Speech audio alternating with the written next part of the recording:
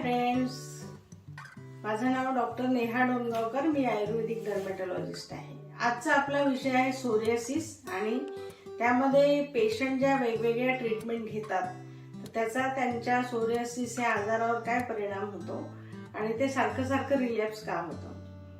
तर आपण या गोष्टीवर आज तुम्हाला माहिती देणार आहे. ही माहिती खूप आवश्यक आहे, कारण पहिले जेव्हा पेशंट माझ्याकडे येतो तेव्हा पहिले त्याची हीच कंप्लेंट असते की मॅडम हा बरा होणार आहे का. कारण आतापर्यंत तर मी खूप डॉक्टरांकडे ट्रीटमेंट घेतली, तर ते 2 महिने थोडं कमी झालं, मग मी ट्रीटमेंट सोडली की मला परत यायला लागलं. असे मी 6 डॉक्टर केले, कोणी म्हणतं 10 डॉक्टर केले, कोणी म्हणतं मी आता 10 वर्ष झाले ते करून कंटाळलो.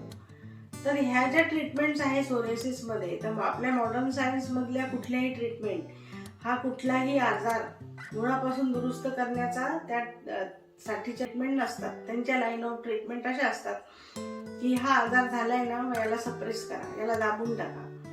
तर ह्या आजाराला सप्रेस करण्यासाठी सोरियासिसमध्ये ज्या ट्रीटमेंट दिल्या जातात त्याच्यामध्ये मोस्टली प्रेडनिसोलॉन, बेटनिसॉल आणि त्याच्यानंतर मिथोट्रिक्झेट ह्या प्रकारचे ड्रग्ज दिले जातात. तर ह्या ड्रग्ज आहेत ते त्या दिल्या जातात, त्या व्यवस्थित दिल्या जातात. म्हणजे आठवड्यातून एकदा किंवा आठवड्यातून 2दा अशा पद्धतीने त्याची डोस मॉनिटर करून त्या ट्रीटमेंट सोरियासिसचे पेशंट घेतात. मग ह्या ट्रीटमेंट जेव्हा घेतात तर तेव्हा ते हळूहळू कमी होतं आणि ट्रॉपिकल स्टेरॉइड लावल्यामुळे पण त्याचं स्केलिंग कमी होतं. पण ह्या ट्रीटमेंट बंद केल्यावर सुद्धा सोरियासिस लगेचच 2-3 महिन्यात दिसून येतो आलेला. त्याच्यामुळे त्यांनाही असं सांगण्यात येतं की हा रिपीट येत असतो. मग हे जेव्हा पेशंट ऐकतो तेव्हा त्याच्या मनात ही गोष्ट येते की हा तर कधीच बरा होणार नाही. मग आता जेव्हा तुम्ही आयुर्वेदाकडे येतात, तर मी जे आयुर्वेदिक ट्रीटमेंट करते, आता आयुर्वेदिक डॉक्टर सुद्धा बऱ्याचदा मिक्स ट्रीटमेंट देतात. काही डॉक्टर्स ॲलोपॅथी देऊन मग आयुर्वेदिक चालू करतात. पण प्युअर आयुर्वेदिक ट्रीटमेंट जे डॉक्टर्स देतात, म्हणजे साधारणतः मी प्युअर आयुर्वेदिक ट्रीटमेंट देते.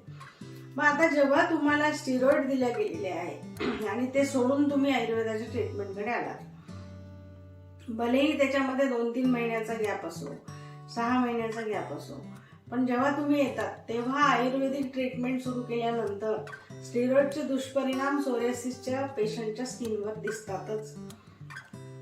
ते असे दिसतात की सोरियासिस ट्रीटमेंट सुरू केल्यावर हळूहळू जास्तच आलेला दिसतो. मग आता जास्त आलेला दिसल्यानंतर पेशंटला पहिल्यांदा शंका ही येते की मग हे आयुर्वेदिक जी औषध आहेत मग त्यांनी हा वाढतोय का. पण तसं नसून तुम्ही जेव्हा आधीचे ट्रीटमेंट घेतलेले आहेत तेव्हा जी आपल्या शरीराला तो आजार आहे त्याला सप्रेस करण्याची टेंडन्सी तयार झाली आहे, ती जाऊन तो आजार बरा व्हायला बराच कालावधी लागतो. कदाचित 3 महिने, कदाचित 4 महिने. तर कदाचित 3 महिने किंवा 4 महिने पण लागू शकतात. पण जेव्हा हळूहळू तो सोरियासिस सेटल डाऊन व्हायला लागतो तेव्हा हळूहळू ते स्किनचे जे सोरियासिसचे जे प्लग्स आहे किंवा 7 प्रकारचे सोरियासिस आहे, तर त्याच्यामधला एक तर ॲक्यूट सोरियासिस असतो, तो सोडून इतर जे 6 प्रकारचे सोरियासिस आहेत ते हळूहळू स्लो डाऊन व्हायला लागतात. आणि मग जे सोरियासिसवाली स्किन आहे किंवा सोरियाटिक स्किन आहे, ती जे स्केलिंग आहे ते कमी होऊन तिथे काळपट डाग तयार व्हायला लागतात आणि मग सोरियासिस बरा होतो. तर हे समजून घेणं पेशंटला खूप गरजेचं आहे. त्याच्यामुळे आपण किती ट्रीटमेंट घेतली आहे, आपण आधी कुठली औषधे घेतली आहे, ह्याची हिस्ट्री सुद्धा डॉक्टरांना देणं गरजेचं आहे. तर ती जी ट्रीटमेंट तुम्ही घेतलेली आहे त्याप्रमाणे डॉक्टरांना काउन्सिलिंग करायलाही बरं पडतं आणि तुमच्या आजाराला बरं करण्यासाठी काय औषधी योजना करायला पाहिजे ते बघून मग डॉक्टर ठरवतात की आता यांना काय द्यायला पाहिजे. तर सोरियासिसच्या पेशंटनी ही समजून घेणं खूप गरजेचं आहे. हे समजून घेतलं तर आयुर्वेदाने सोरियासिस बरा होतोच निश्चितच. थँक्यू.